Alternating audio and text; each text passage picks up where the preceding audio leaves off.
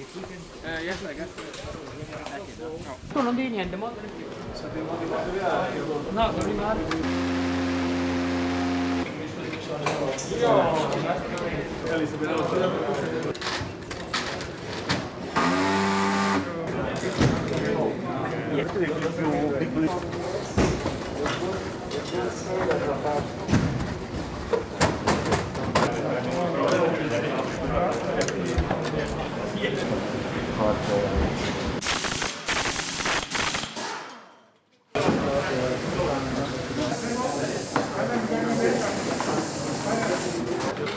Lower compared to last year.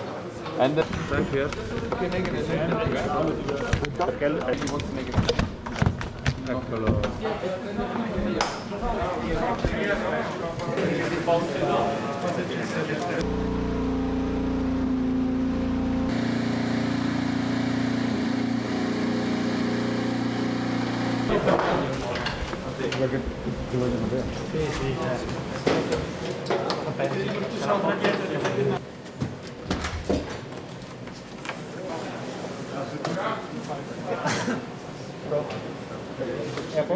Sì. Michel, do you need to do the same shot as Pierre coming into the garage to the car?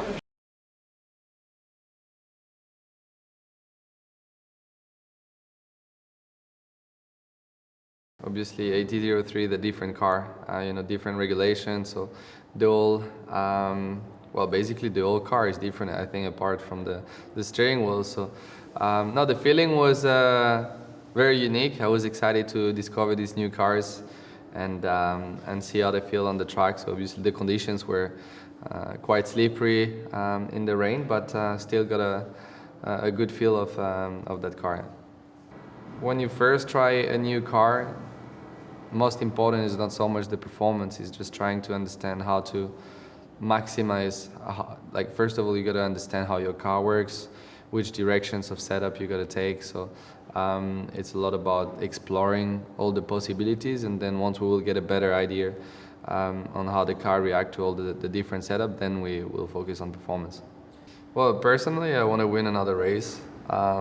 We won in 2020, I want to win another one in 2022 and keep the consistency we had last year. So we had a lot of top 5, top 6, almost got top 5th in the Constructor Championship. So these I would say are the main targets. Yeah. Finished best results last year in the last race, which I was really struggling in the first half of the season. In terms of confidence, I lost after Imola crash in round 2. In the end, managed to brings back that confidence even better. Still not 100%. I was feeling, but able to score points for the team. So yeah, I'm really happy and really looking forward to it for this season. I learned last year. I would say confidence. I was not having this topic until last year, which I didn't struggle much in the past years. But yeah, last year I really struggled, and it was really hard to bring it back. The confidence I lost.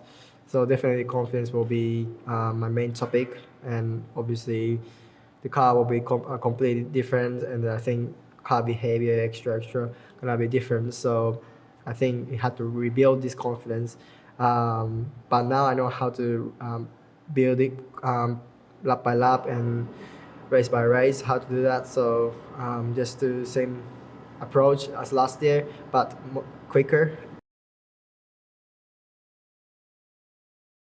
This is a completely new regulation, and when I saw our car today the first time going out, you can see it's a new area which will come into Formula 1, and I think it will be very exciting because the car looks really fantastic, and I saw some other cars and also they made a good impression. I just hope that the car is fast enough.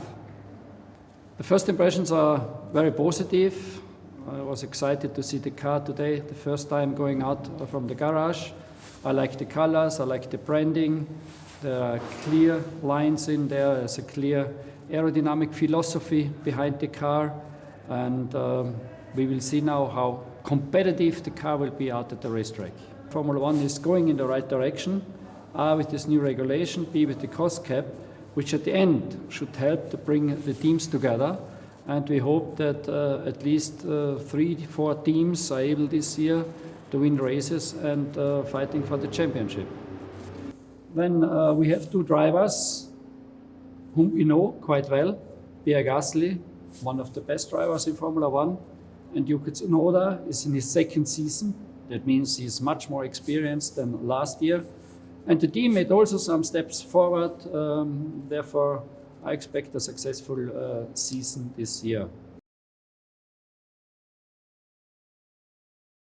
No, I think it's fair to say the technical changes for this year are the largest seen in Formula 1 for an awful long time, certainly as long as I can remember, and it's more than 20 years I've been involved in the business. So yeah, it's a big change for this year. In terms of what the process has been like to develop the car, there's been a lot of challenges. It's a complete new set of regulations. Aerodynamically, there's a large change in aerodynamic philosophy. It's a ground effect car now, so the way we use the floor is quite different. There's a constant evolution of packaging for the car, so this has been a big focus to give the biggest and best canvas for the aero guys to be able to develop the car. And then there's just a constant optimization of what we've learnt with previous cars, taking that step forward. So it's not one thing, but the whole process has been re-evaluating everything and iterating the design over a long period of time. I think it's inevitable that, everyone's got to understand their cars, and some people will be better placed than others at the start of the year. So it might be that has an impact on the field itself. The regulations are targeting moving the field closer together as well. But I think as people learn about their car, we get into the development cycles, it should settle down a bit. But yeah, we might see people who have just done their homework better in testing. I think we'll see a very aggressive development plan by teams. Everyone's working within the budget cap, so they have to be mindful of that and make sure they spend their money wisely. But I think we can expect to see a very rapid development.